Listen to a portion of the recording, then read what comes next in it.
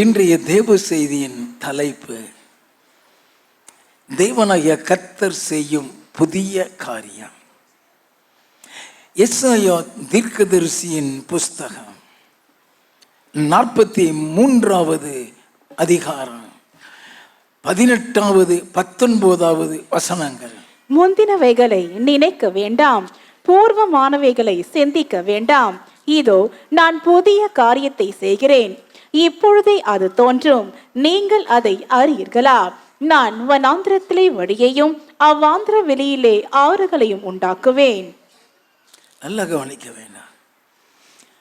இந்த மார்ச் மாதம் உங்க அனைவருக்கும் கர்த்தர் சொல்லுகிற வார்த்தை, இதோ நான் புதிய காரியத்தை செய்கிறேன், இப்பொழுதே அது தோன்றும். அப்படின்னா இன்னையில இருந்தே அது ஆரம்பமாக நடத்தும். அல்லேலூயா. இந்த மார்ச் மாதத்தில் நாம் நினைக்காத, நாம் சிந்திக்காத, நம்ம எதிர்பார்க்காத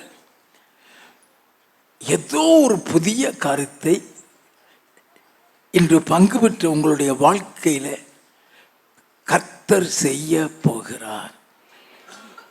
ஆண்டவர் சொல்லுகிறார், நான் வனாந்திரத்தில் வழியையும் அவாந்திர வெளியில் ஆறுகளையும் உண்டாக்குவேன்னு சொன்னால், முடியாத நடக்காத ஒரு காரியத்தை செய்ய போகிறார்.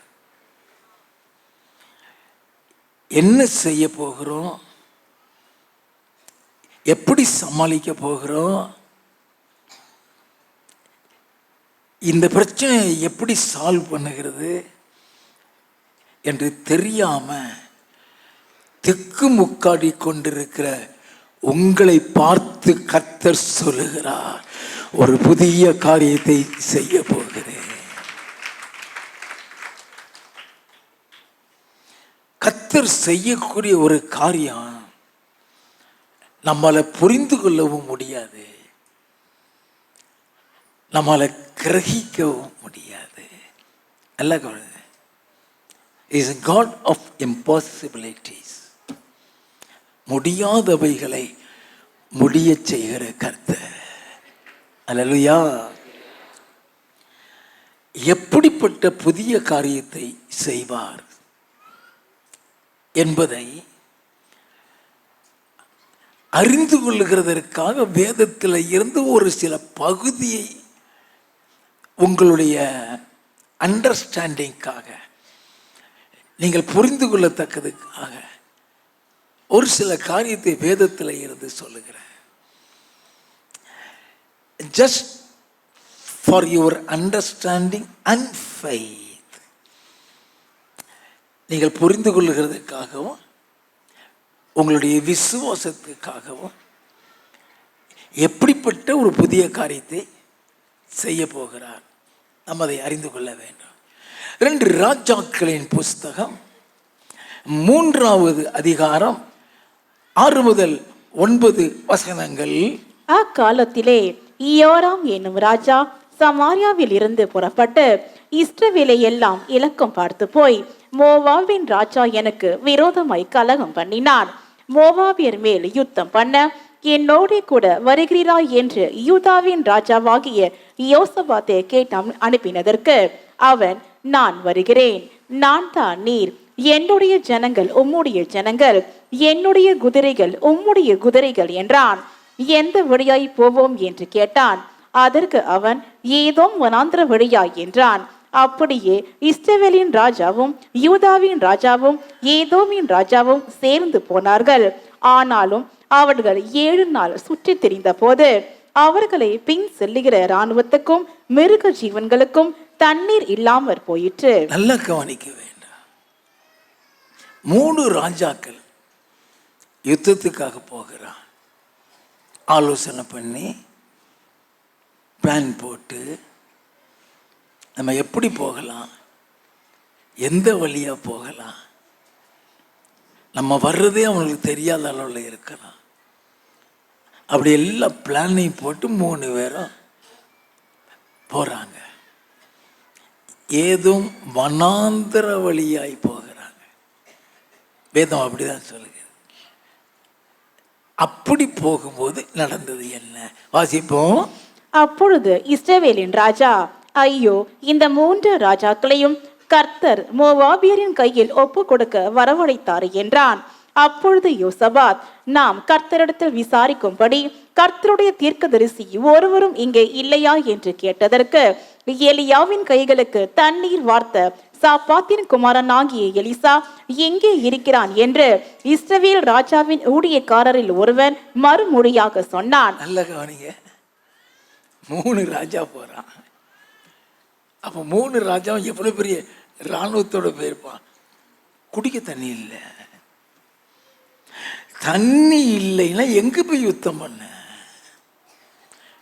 ஐயோ, நம்மளை காலி பண்ணிட்டானுங்க. அதுவும் போகிறது வனாந்திர வழி. லாரியா தண்ணி வாங்கினாலும் பத்தாது. அப்ப எலிசா இருக்கிறான், ஐயா, ஒரு தீர்க்கதரிசி இருக்கிறான். அவன்கிட்ட போவோம். யோசபாவு கர்த்தருடைய வார்த்தை அவன்கிட்ட போவோம். ஏறி எலிசாட்ட போய் மேட்டரெல்லாம் சொல்றானுங்க. அவன் என்ன சொன்னான் தெரியுமா? 16வது வசனத்துல இருந்து, அவன் கர்த்தர் உரைக்கிறது என்னவென்றால், இந்த பள்ளத்தாக்கிலே எங்கும் வாய்க்கால்களை வெட்டுங்கள். நீங்கள் காற்றையும் காண மாட்டீர்கள், மழையையும் காண மாட்டீர்கள்.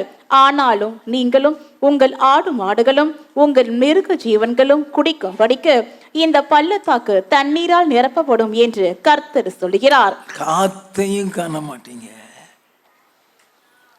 மழையையும் காண மாட்டீங்க. புதிய காரியம் அதுதான். இப்ப நம்ம எப்படி எதிர்பார்க்கலாம்? ஐயோ, ஆண்டவர் நினைச்சா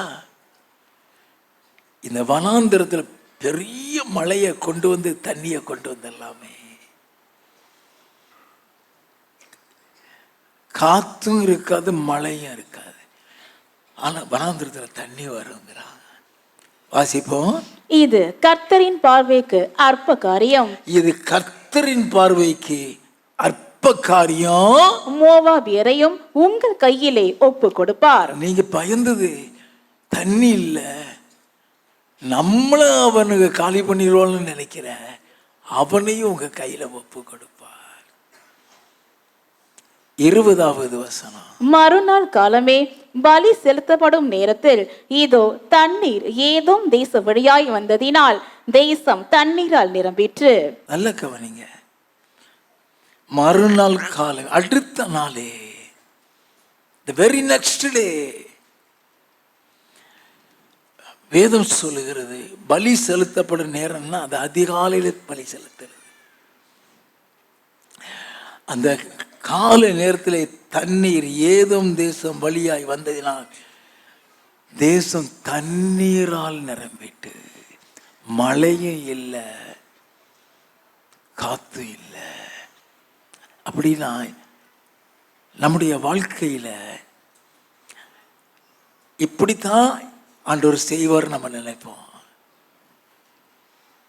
We trust certain way the Lord will do this miracle in such a way, but the Lord will do that miracle such a way that is beyond your comprehension. உன் சிந்தனைக்கு அப்பாற்பட்ட காரியத்தை அவர் செய்வார். இப்படிதான் நடக்கும் நம்ம நினைக்கிற மாதிரி இருக்காது. நம்ம நினைக்காத ஒரு மாதிரியிலே, நினைக்காத ஒரு விதத்தில் அவர் செய்வார். அவர் அற்புதம் செய்வார். நல்லா கவனிக்க வேண்டும். சில பிரச்சனைகள் ஆண்டவர் இப்படி செய்தா நல்லா இருக்குமே நம்ம நினைப்போம். ஆண்டவர் இந்த மாதிரி செய்தா நல்லா இருக்குமே. நீங்களும் நானும் நினைக்கிற மாதிரி அவர் செய்தா அதை புதிய காரியம்னு சொல்ல மாட்டார். நம்ம நினைக்காத விதத்தில் அவர் செய்ய போகிறதுனால தான் புதிய காரியத்தை செய்ய போகிறேன்னு சொல்லுகிறாரு. அல்லேலூயா. அதனால ஆண்டவர் ஒரு காரியத்தை நமக்கு செய்கிறேன்னு சொல்றாருன்னா, நம்ம நினைக்கிறதுக்கு மாறாக இருக்கா. Everyone has some or other problem. நல்லா கவனிங்க. ஒவ்வொருத்தருடைய வாழ்க்கையிலும் ஏதாவது ஒரு பிரச்சனை இருக்கு. நம்ம வெளியே தான் சொல்ல மாட்டோம், நம்ம யார்கிட்டையும் பகிர்ந்து கொள்ள தான் மாட்டோம்.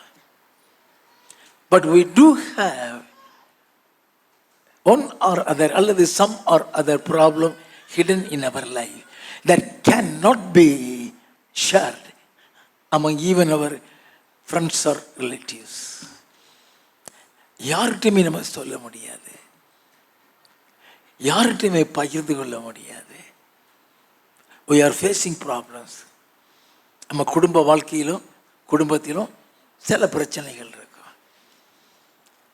நம்ம ஏன் மற்றவன்கிட்ட சொல்ல முடியாதுன்னா, நமக்கே தெரியும் நம்ம பிரச்சனையை சொன்ன உடனே அவன் ஜெபம் பண்ண மாட்டான், சந்தோஷப்படுவான்.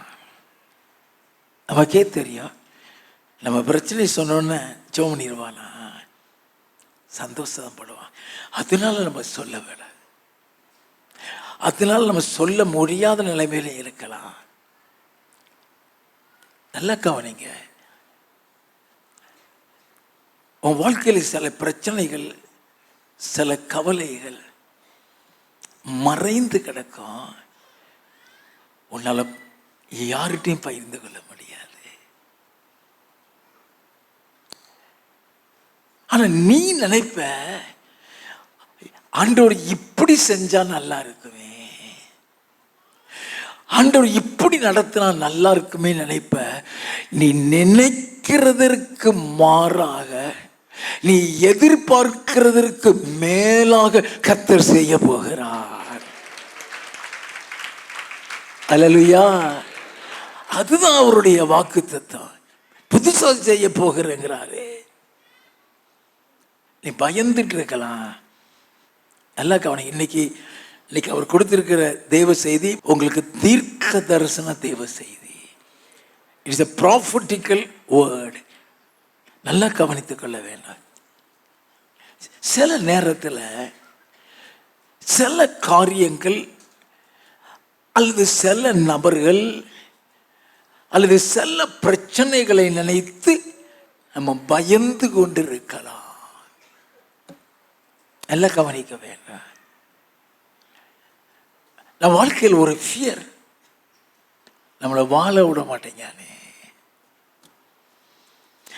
நம்மளை சந்தோஷமா இருக்க விட மாட்டேங்கானே. You may have a fear in your life out of jealousy of certain people. நல்லா கவனிங்க. உங்களுக்கு விரோதமாய் பொறாமப்படுகிறவர்கள் நிமித்தம் நீங்க சில பிரச்சனையை சந்திச்சுக்கிட்டு இருக்கிறீங்க. அது நிமித்தம் உனக்குள்ள ஒரு பயம், ஒரு கலக்கம். அதையும் ஆண்டவர் சொல்லுகிறார், உனக்காக நான் யுத்தம் பண்ண போகிறேன். வாசிப்போமா? 2 நாளாகமம் 20வது அதிகாரம் 1 முதல் 4 வசனங்கள். இதற்கு பின்பு மோவாப் புத்திரரும் அம்மோன் புத்திரரும் அவர்களோடு அம்மோனியருக்கு அப்புறத்தில் உள்ள மனுஷரும் கூட யோசபாத்திற்கு விரோதமாய் யுத்தம் பண்ண வந்தார்கள். சிலர் வந்து யோசபாத்தை நோக்கி, உமக்கு விரோதமாய் ஏராளமான ஜனங்கள் கடலுக்கு அக்கறையில் இருக்கிற சீரியாவில் இருந்து வருகிறார்கள். இதோ அவர்கள் எங்கேதியாகிய ஆசாசோன் தாமாரில் இருக்கிறார்கள் என்று அறிவித்தார்கள். அப்பொழுது யோசபாத் பயந்து கர்த்தரை தேடுகிறதற்கு ஒருமுகப்பட்டு யூதா வெங்கும் உபவாசத்தை கூறுவித்தான். அப்படியே யூதா ஜனங்கள் கர்த்தரிடத்திலே சகாயம் தேட கூடினார்கள். யூதாவில் உள்ள எல்லா பட்டணங்களிலும் இருந்து அவர்கள் கர்த்தரை தேட வந்தார்கள். கர்த்தர் சகாயம் தேட வந்திருக்கிறாங்க. நீங்களும் இப்ப கர்த்தருடைய சமூகத்துல தான் வந்திருக்கிறீங்க. அவனுக்குள்ள ஒரு பயம். அவனுடைய இராணுவத்திற்கும் அவனுக்குள்ள இருக்கிற ஆட்களுக்கும் மேற்பட்ட கூட்டம் வருது. நல்லா கவனிங்க. அப்ப அவனுக்குள்ள ஒரு பயம், என்ன நடக்குமோ, என்ன செய்ய போகிறாங்களோ. ஆண்டோடைய சமூகத்தில் போய் நிற்கிறான். 5வது வசனம்.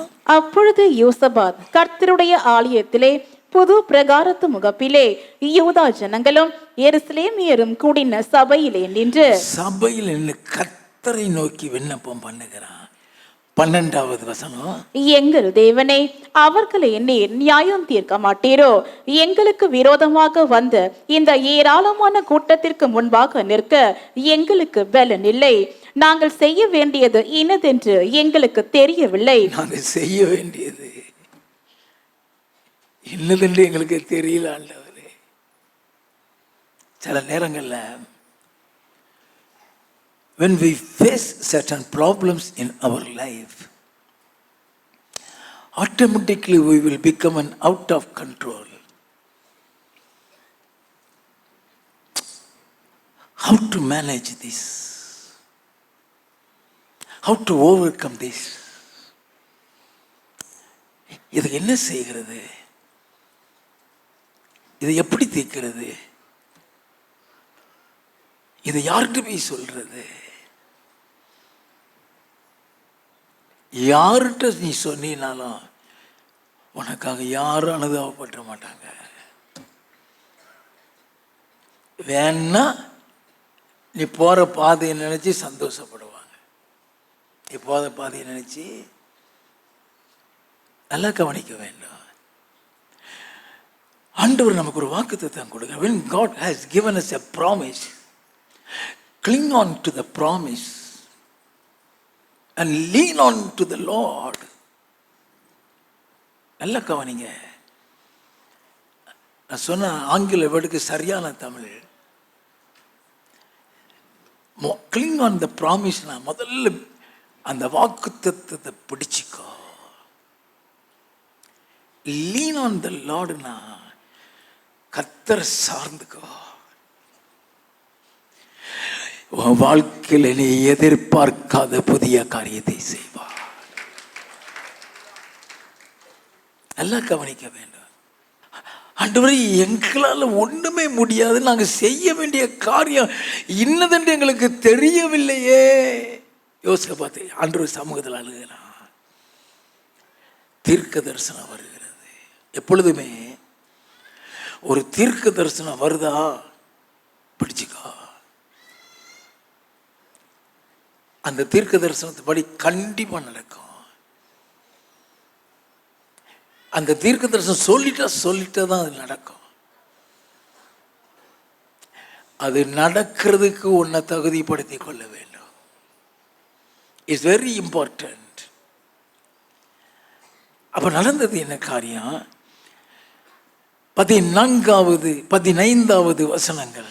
அப்பொழுது சபையின் நடுவில் இருக்கிற மத்தனியாவின் குமாரன் ஆகிய ஏயேலின் மகனான பெனாயாவுக்கு பிறந்த சகரியாவின் புத்திரன் யகாசியேல் என்னும் ஆசாப்பின் புத்திரல் ஒருவனான லேவியன் மேல் கர்த்தருடைய ஆவி இறங்கினதினால் அவன் சொன்னது, சகல யூதா கோத்திரத்தாரே, எருசலேமின் குடிகளே, ராஜாவாகிய யோசபாத்தே, கேளுங்கள்.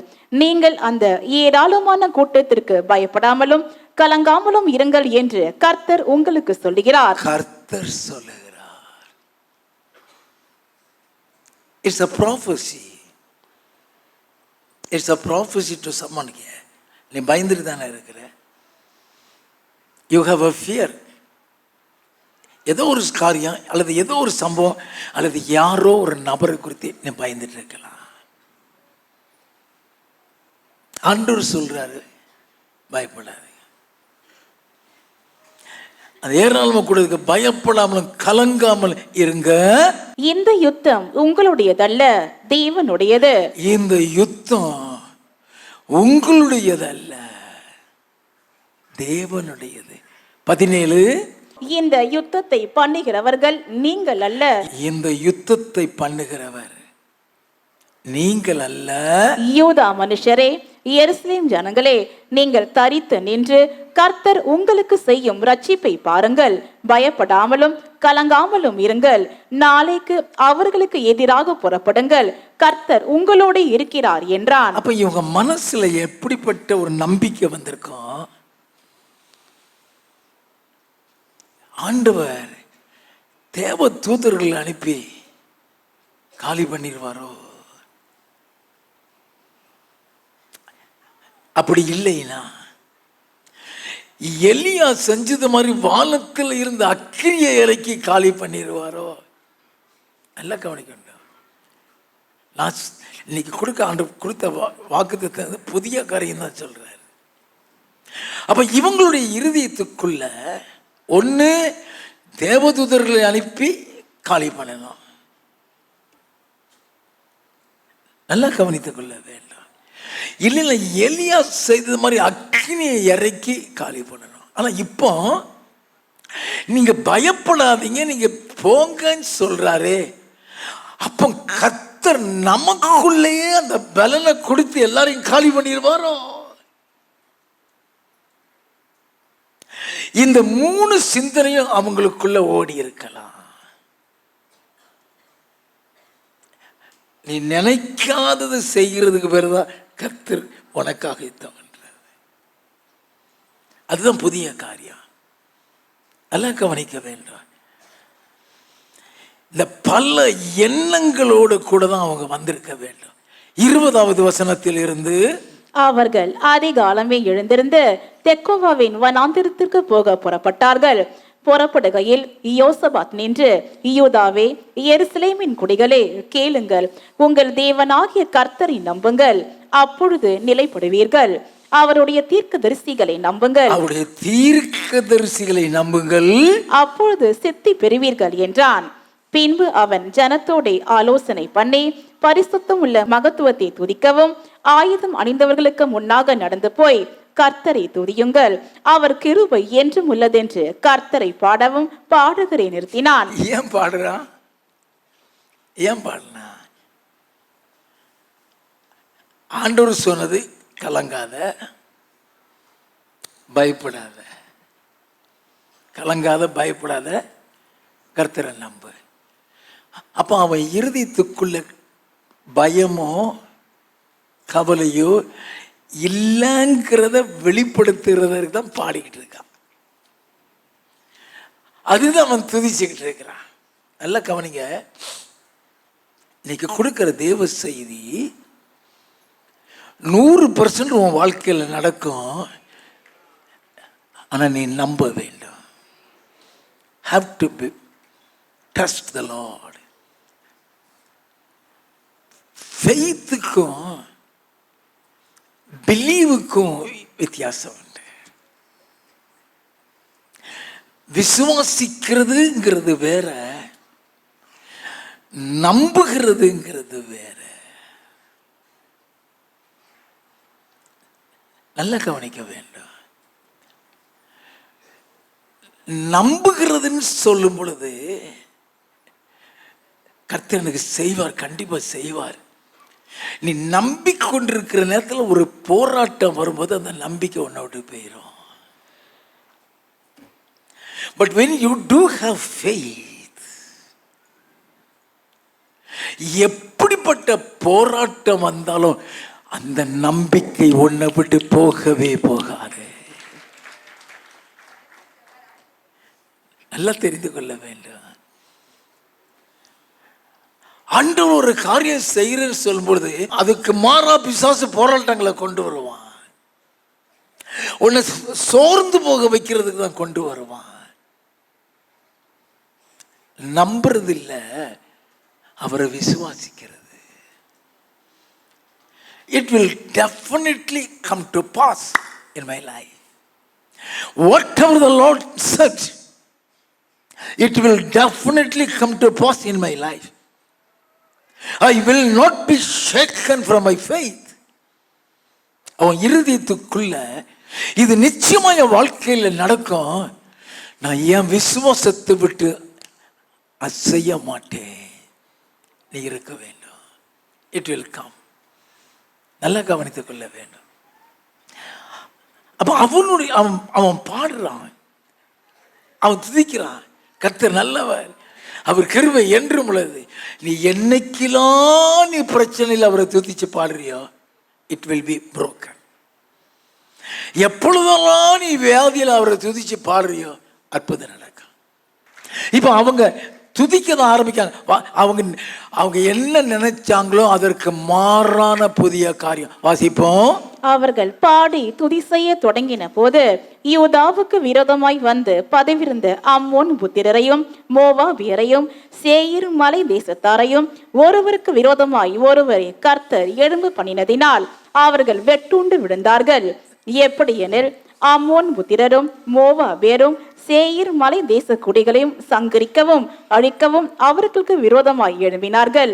சேயீர் குடிகளை அடித்து தீர்ந்த போது தாங்களும் தங்களில் ஒருவரை ஒருவர் அடிக்கத்தக்க விதமாய் கை கலந்தார்கள். நினைச்சிருப்பாங்களா இப்படி கர்த்தர் செய்வார்? நினைச்சிருப்பாங்களா? 3-4 வர்றாங்க, வரிசையை சொல்லுவாங்க. நிறைய ஏராளமான கூட்டம் வருதுன்னு சொல்றான். ஏராளமான கூட்டம் வருது. இவனுகளை ஒருத்தனுக்கு ஒருத்தன் அடிச்சு கிடிச்சு கதையை முடிச்சிட்டான். அதுதான் புதிய காரியம். வானத்தில் இருந்த அக்கினி இறங்கலை, தேவதூதர்களை கொண்டு சங்கரிக்கல, இவர்களே போய் யுத்தம் பண்ணி ஜெயிக்க வைக்கல. கர்த்தரே அங்க ஒரு குழப்பத்தை உண்டாக்குனார். அவனே வெட்டி ஒருத்தன் பாக்கி இல்லாம அத்தனை பேர் செத்து கிடக்கிறான். 24வது வசனம்.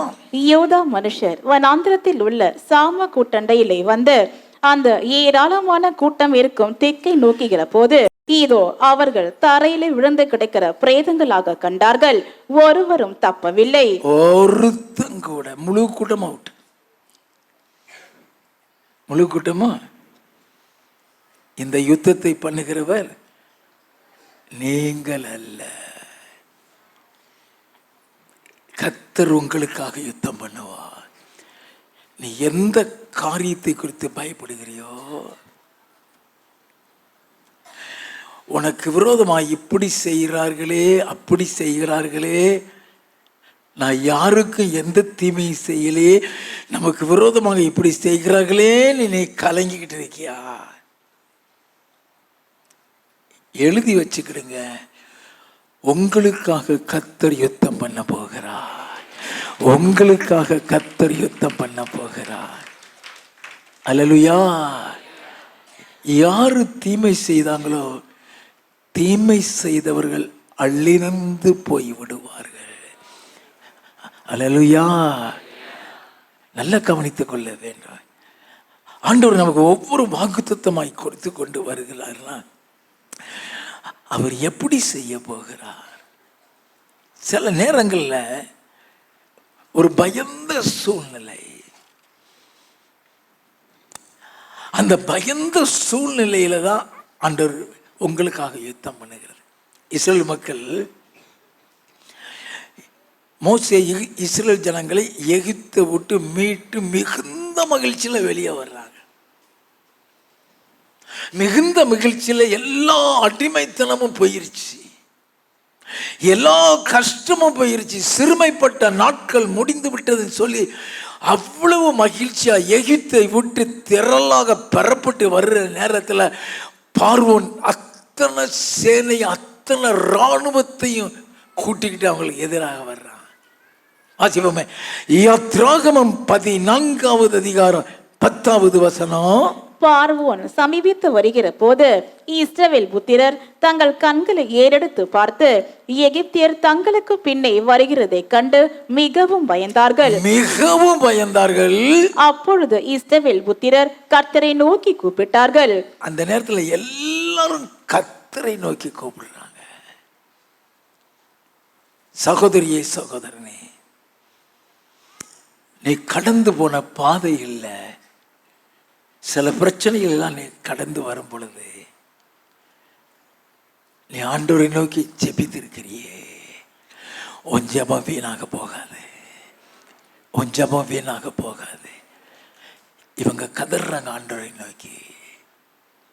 13வது 14வது வசனங்கள். அப்பொழுது மோசே ஜனங்களை நோக்கி, பயப்படாதிருங்கள், நீங்கள் நின்று கொண்டு இன்றைக்கு கர்த்தர் உங்களுக்கு செய்யும் ரட்சிப்பை பாருங்கள். இன்றைக்கு நீங்கள் காண்கிற எகிப்தியரை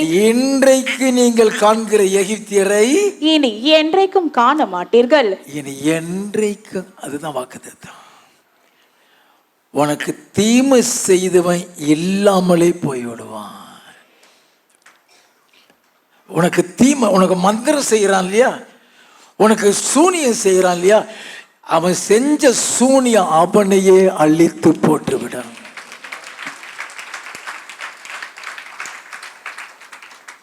கர்த்தர் நம்மோட இருந்தா ஒரு மந்திரம், ஒரு சூனியம் பாதிக்க. நல்ல கவனிங்க, நீங்க பயப்பட வேண்டாம், நீங்க கலங்க. இன்று காணுகிற எகிப்தியனை என்றைக்கும் காண மாட்டீங்க. வாசிப்போம். கர்த்தர் உங்களுக்காக யுத்தம் பண்ணுவார், நீங்கள் சும்மா இருப்பீர்கள் என்றான். நீ சும்மா இருந்த போதும், நீ சண்டை போட வேண்டாம், நீ பதில் பேச வேண்டாம், அதற்காக 4 பேரை கூட்டிட்டு போய் மிரட்ட வேண்டாம். என் ஆண்டவர் உனக்காக யுத்தம் பண்ணுவார், என் இயேசு உனக்காக யுத்தம் பண்ணுவார். தீமை செய்கிறவன் என்னைக்கும் தீமை செஞ்சுட்டு தான் இருப்பான். அப்ப என்னைக்கும் தீமை செஞ்சுட்டு இல்லாம இருக்கிறதுக்கு தான் இன்றைக்கு காணுகிற எகிப்தியனை என்னைக்கும் காண மாட்டான்னு கர்த்தர் சொல்லுகிறார். அல்லேலூயா. அவனுக்கு பயந்து நீ ஓட வேண்டாம், அவனுக்கு பயந்து நீ ஓட வேண்டாம். கர்த்தர் உன்னோடு கூட இருக்கிறார். நீங்க சும்மா இருப்பீங்க, கர்த்தர் உங்களுக்காக யுத்தம் பண்ணுவார். 15வது 16வது வசனங்கள்.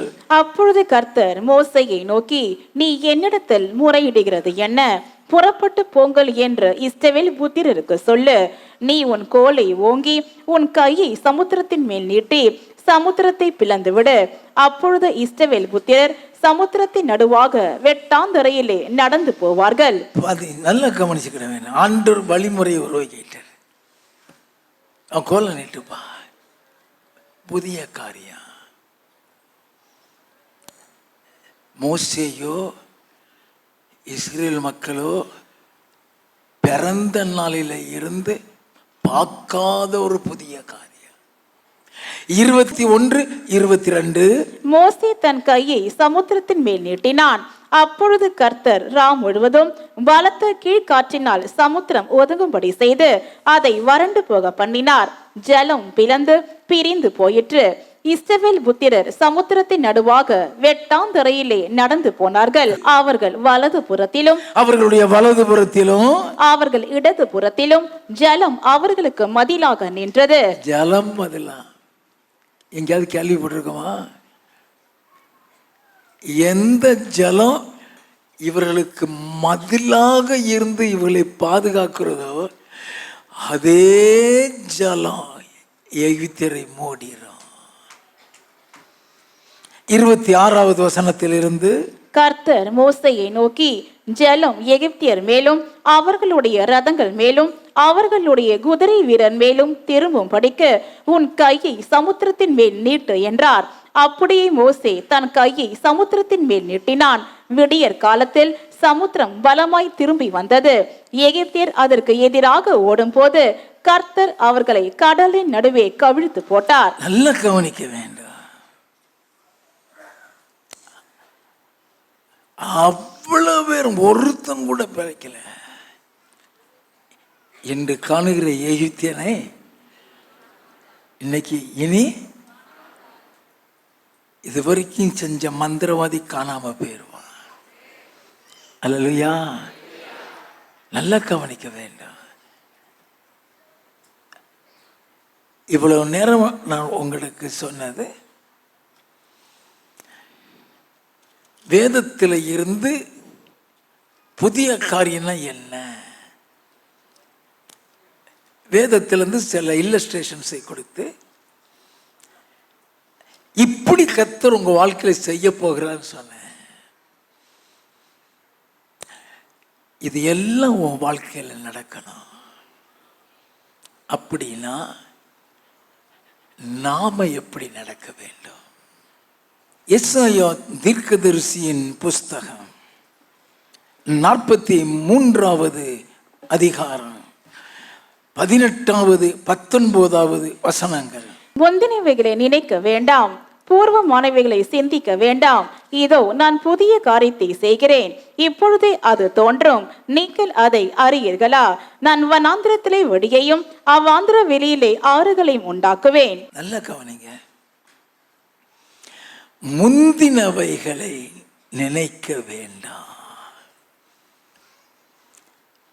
பூர்வமானவைகளை சிந்திக்க வேண்டாம். அதை சொல்லிட்டு தான் இதோ புதிய காரியத்தை செய்கிறேன். ஆண்டவர் உனக்கு ஒரு புதிய காரியம், நீ எதிர்பார்க்காத ஒரு நல்லதை செய்யும் போது பழசை யோசிக்காத,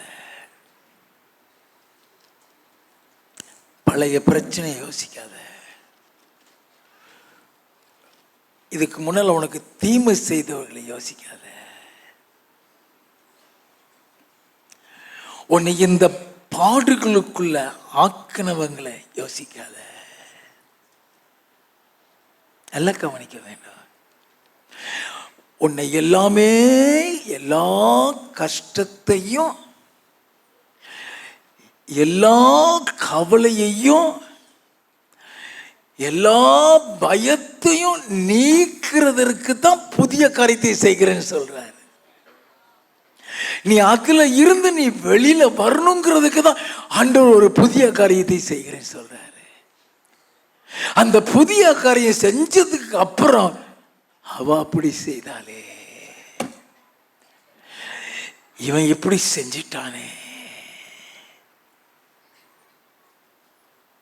Don't grudge with anyone. Don't keep the past when God has done a good thing or a new thing. நல்லா கவனிக்க வேண்டும். அது ஆண்டவர் சொல்றாரு, முந்தினவைகளை நினைக்க வேண்டாம், பூர்வமானவைகளை சிந்திக்க வேண்டாம். ஏன் சொன்னாரு? முந்தினவைகளை நினைக்கிறதுனால என்ன நடக்குதுங்கிறதையும் தெரிஞ்சுக்கிறேன். ஆதியாகமம் 42வது அதிகாரம் 6வது வசனம். யோசேப்பு அத்தேசத்துக்கு அதிபதியாயிருந்து தேசத்தின் ஜனங்கள் யாவருக்கும் விற்றான். யோசேப்பின் சகோதரர் வந்து முகங்குப்புற தரையில் விழுந்து அவனை வணங்கினார்கள். என்ன சொப்பனம் கண்டாலும், எதை கர்த்தர் அவன் வாழ்க்கையில செய்ய போகிறங்கிறத காண்பித்தாரோ அப்படியே அவன் வாழ்க்கையில நடக்கிறது. நல்லா கவனிச்சுக்கங்க. அப்படியே அவன் வாழ்க்கையில நடக்கிறது. சொன்ன காரியத்தை, அவனை குறித்து கர்த்தர் வைத்த திட்டம், தரிசனம் அப்படியே நடக்கிறது. வாசிப்போம்.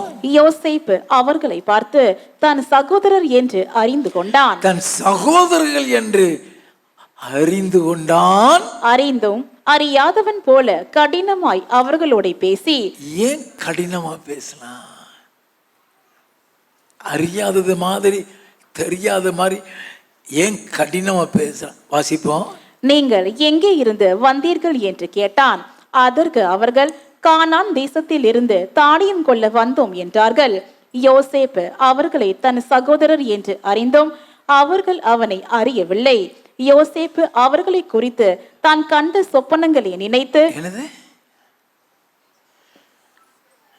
அவர்களை குறித்து தான் கண்ட சொப்பனத்தை நினைத்து, அதுதான் ஆண்டவர் சொல்றாரு, முந்தினவைகளை நினைக்க வேண்டாம்,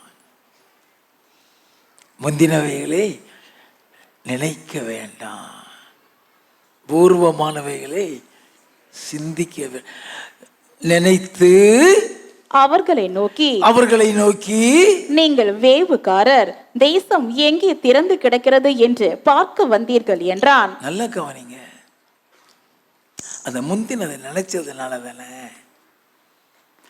தான் சகோதரியே தெரியாத மாதிரி நீங்க வேவுக்காரர்கள். 17வது வசனம், அவர்கள் எல்லாரையும் 3 நாள் காவலிலே வைத்தான். ஏன்?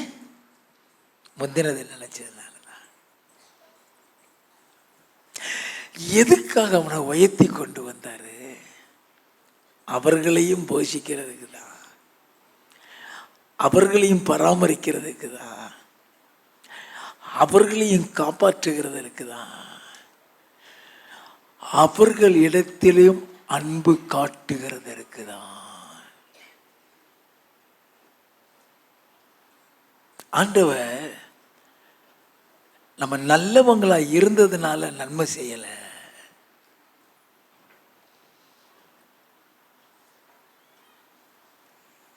நல்லவங்களா மாறணுங்கிறதுக்கு தான் நன்மை செய்கிறார். நல்லா கவனிக்க வேண்டும். நம்ம நல்லவங்க இல்லை, நாமும் சேட்டைக்காரர் தான். அந்த சேட்டையெல்லாம் ஓரம் கட்டிட்டு உங்களுக்கு ஆண்டவர் புதிய காரியத்தை செய்ய போகிறாரு. அதற்கப்புறமும் அந்த சேட்டை தொடரக்கூடாதுங்கிற நன்மை. அவன் தான் சொப்பனத்தை நினைச்ச உடனே அவன் சகோதரர்கள் அவனுக்கு செஞ்ச தீமையெல்லாம் அவனுக்கு ஞாபகம் வருது. ஏன் ஜெயிலில் போட்டான்? அவர்கள் செய்த சகல தீமைகளும் அவனுக்கு ஞாபகம் வருகிறது. சில நேரங்களில் பழைய காரியம் நமக்கு ஞாபகம் வரும்போது நம்ம பழைய மனுஷனை மாறிடுவோம். யார் இந்த யோசேப்பு?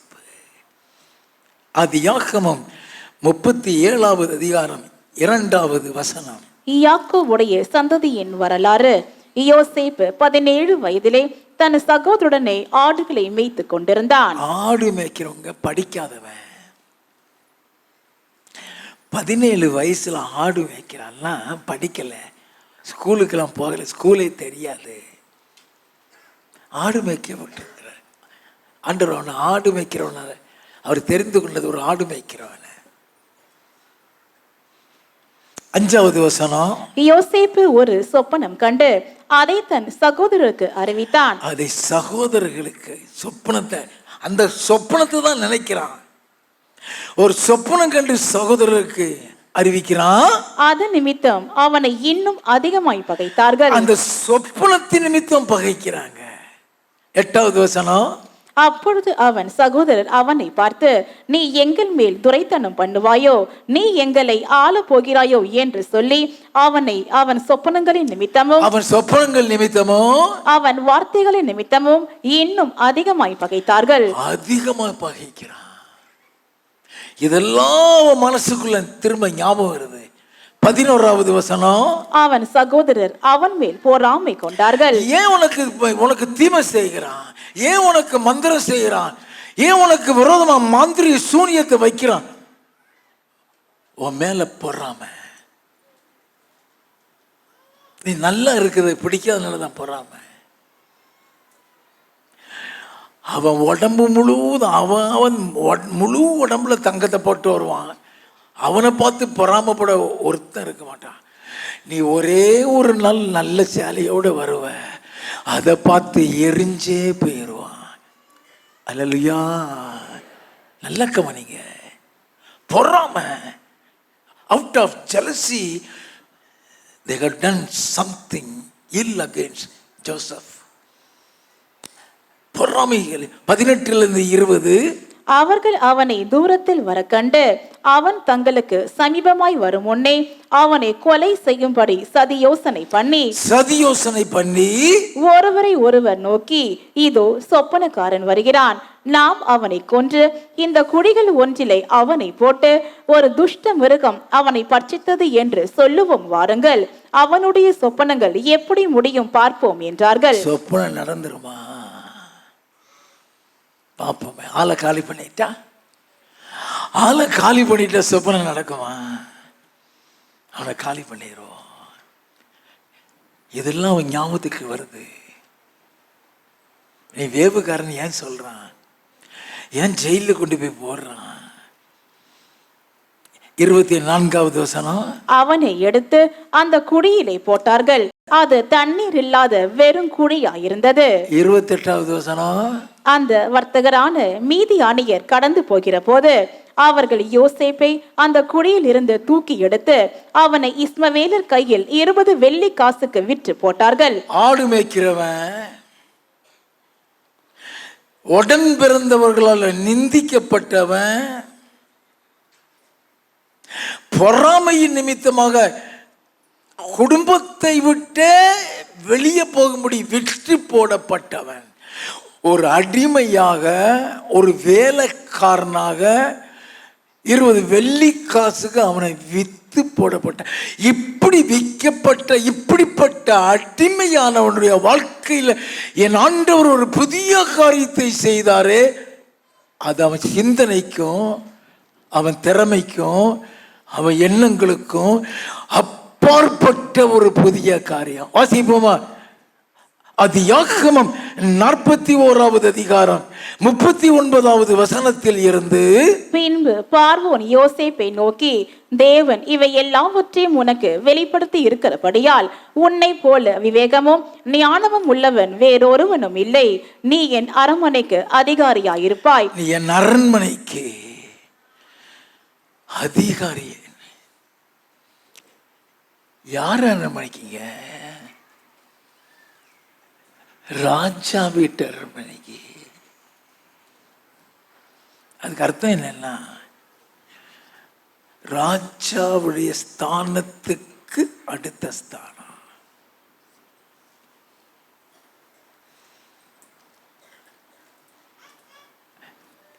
எந்த கட்டளையும் நம்ம ராஜாட்ட இருந்து வராது, அவன் இருந்தா வரும். வாசிப்போம். உன் வாக்கின்படியே என் ஜனங்கள் எல்லாரும் அடங்கி நடக்க கடவர்கள், சிங்காசனத்தில் மாத்திரம் உன்னிலும் நான் பெரியவனா இருப்பேன் என்றான். அங்க சிங்காசனத்துல தான் நான் உட்கார்ந்து இருப்பேன். அத்தனை கட்டளையும் ஓண்டு இருந்தா வரணும். நீ சொல்றபடிதான் தேசம் நடக்கணும். யோசேப்பு வாழ்க்கையில நினைச்சிருப்பானா?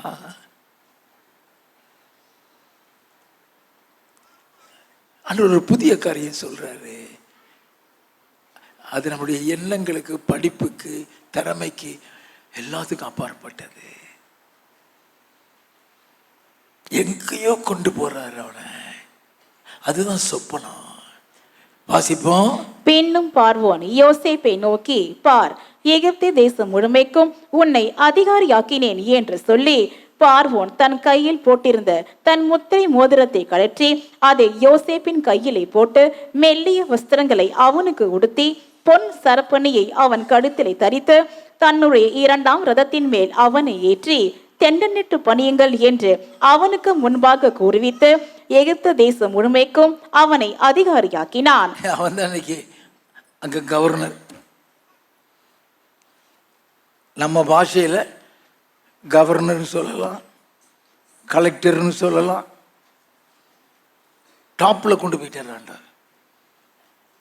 முழு தேசத்தினுடைய ஆட்சி அவன் கைக்குள்ள.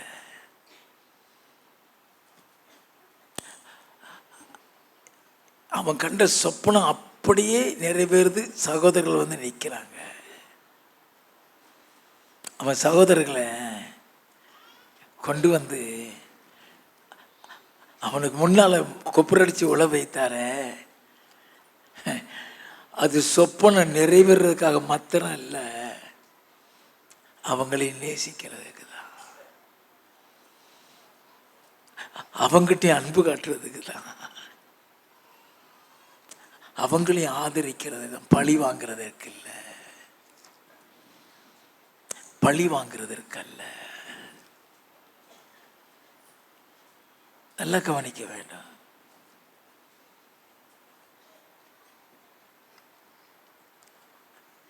ஆண்டவர் உன்னை மேல கொண்டு வந்துட்டாரு. இன்னைக்கு சகோதரர்களை கொண்டு போய் ஜெயில அடைச்சு போட்டான்.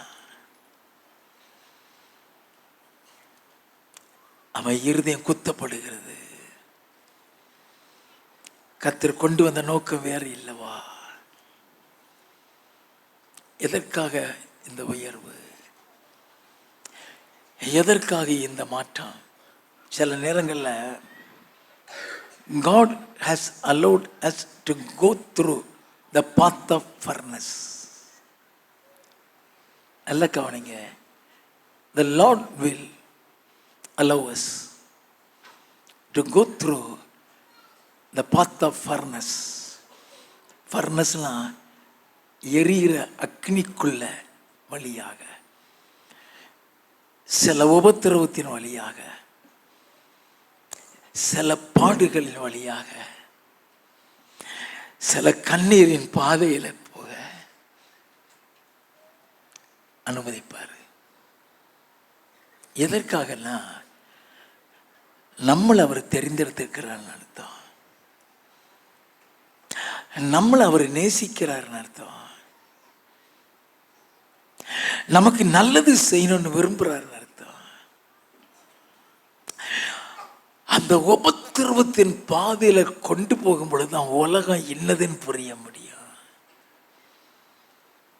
அதுக்கப்புறம் அவர் நம்மகிட்ட எதிர்பார்க்கிறது நல்ல குணங்களை எதிர்பார்ப்பார். ஆதியாகமம் 45வது அதிகாரம் 1வது வசனத்தில் இருந்து, அப்பொழுது யோசேப்பு தன் அருகே நின்று எல்லாருக்கும் முன்பாக தன்னை அடக்கிக் கொண்டிருக்க கூடாமல் யாவரையும் என்னை விட்டு வெளியே போக பண்ணுங்கள் என்று கட்டளையிட்டான். யோசேப்பு தன் சகோதரருக்கு தன்னை வெளிப்படுத்துகையில் ஒருவரும் அவன் அருகில் நிற்கவில்லை. அவன் யாருன்னு சொல்ல போறான்? இதுவரைக்கும் அவங்களுக்கு அவன் யாருன்னு தெரியாது. வாசிப்போம். அவன் சத்தமிட்டு அழுதான். ஏன் அழுதான்? அந்த ஜெயில போட்டதை நினைச்சு அழுகிறான். வேவுகாரன்னு சொன்னதை நினைச்சு அழுறான். அப்படி பேசுறதுக்கு ஆண்டவர் வைக்கலையே, அவனை ஜெயில கொண்டு போய் போடுறதுக்கு ஆண்டவர் என்னை உயர்த்தலையே. Understand the love of God. It's very important to understand the love of God. தேவனுடைய அன்பை அறிந்து கொள்ள வேண்டும். என் மேல தூக்கி உயர்த்துறாரு. உயர்ந்த உடனே பெரிய ஆளு நினைச்சிடாத, காணாமல் போய் விடுவாய்.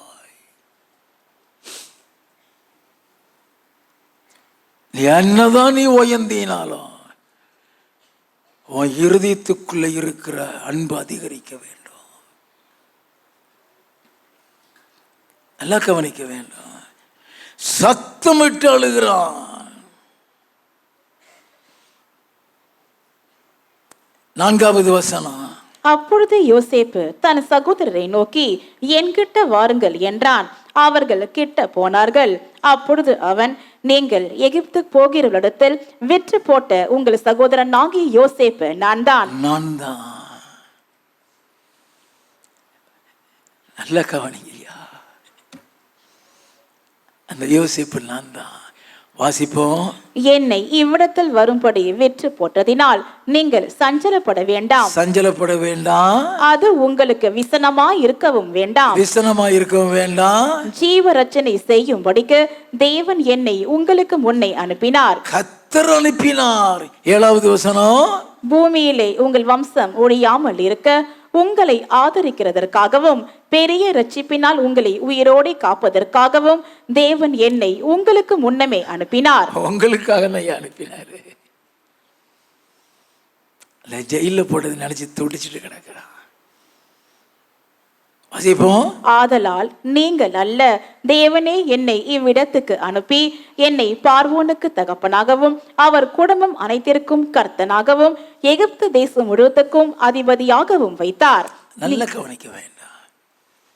அப்ப கர்த்தர் உன்னை உயர்த்தி கொண்டு வருகிறார், உன்னை ஆசீர்வதித்து கொண்டு வருகிறார்.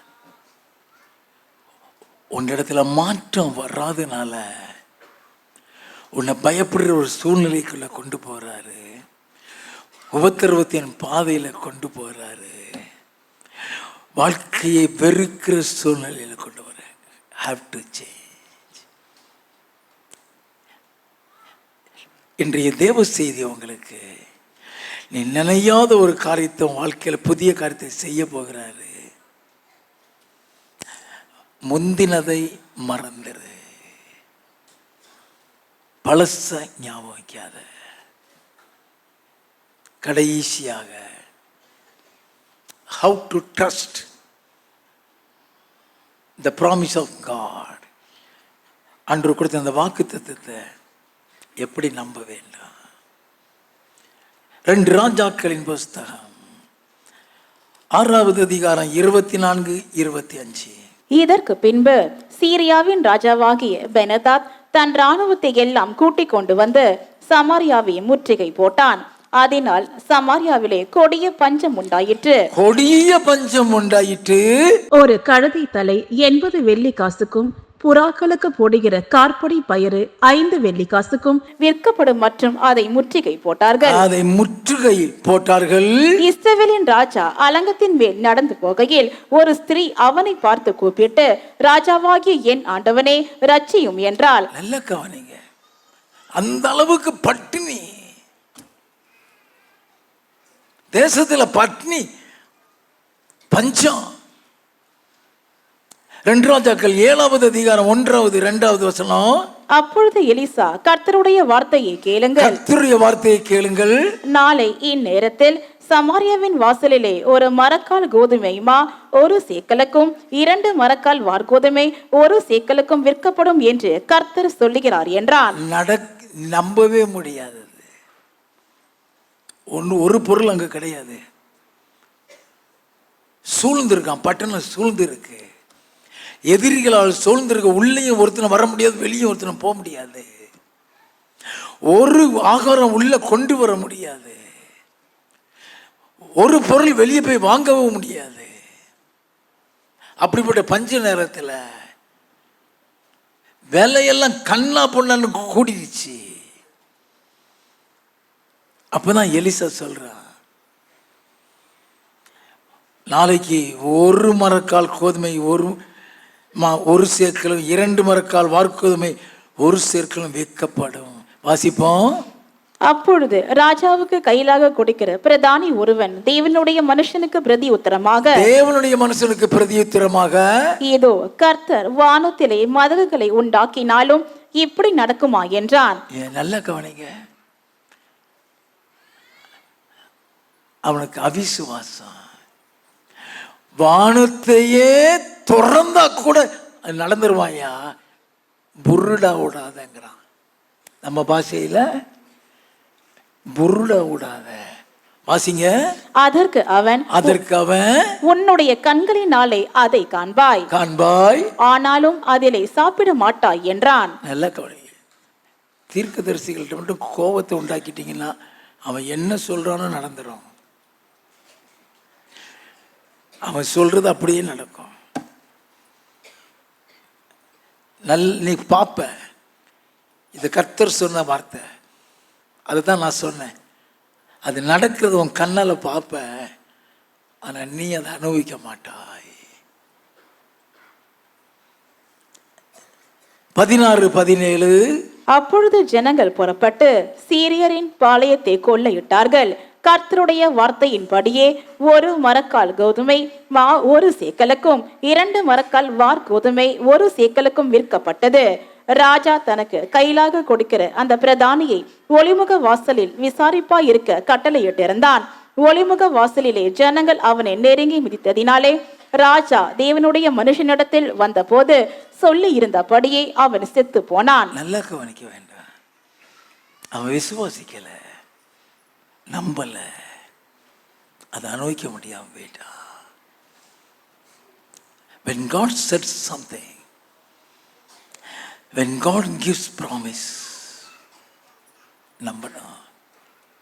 யோவான் எழுதின சுவிசேஷம் 11வது அதிகாரம் 40வது வசனம். இயேசு அவளை நோக்கி, நீ விசுவாசித்தால் தேவனுடைய மகிமையை காண்பாய் என்று நான் உனக்கு சொல்லவில்லையா என்றார். விசுவாசித்தேனா அற்புதம் நடக்க வந்துருமோ? திரும்பி மந்திரம் செஞ்சு நம்மளை தாக்கிடுமோ? உன்னை விட்டு போனதுதான். அல்லேலூயா. இனி எனக்கு ஒன்றும் இல்லை, ஐ எம் ஃப்ரீ அப்படியே சொல்லிதான் அற்புதம் நடக்கும். நல்லா கவனிச்சுக்கிடுங்க. நீங்க நினைக்காத புதிய காரியத்தை கர்த்தர் உங்களுக்கு செய்ய போகிறார். நீங்கள் எதிர்பார்க்காத புதிய காரியத்தை கர்த்தர் உங்களுக்கு செய்ய போகிறார். முந்தினதை நினைச்சு கவலைப்பட்டு இருக்காத. கர்த்தர் உனக்கு புதிய காரியத்தை செய்யும் பொழுது பலச மறந்துரு.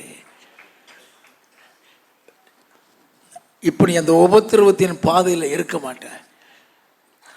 எந்த இடத்துல நீ உபத்திரவத்தை சந்திச்சு கொண்டிருக்கிறியோ உன்னை கர்த்தர் அந்த இடத்தை விட்டு மேன்மையான இடத்துக்கு கொண்டு விடுவார். மேன்மையான இடத்துல கொண்டு போய் விடுவார். எந்த எதிர்ப்பும் இருக்காது, எந்த போராட்டமும் இருக்காது, எந்த கவலையும் இருக்காது, எந்த கண்ணீரும் இருக்காது. கர்த்தர் எதிர்பார்க்காத அற்புதத்தை உன் வாழ்க்கையில செய்ய போகிறார். அல்லேலூயா.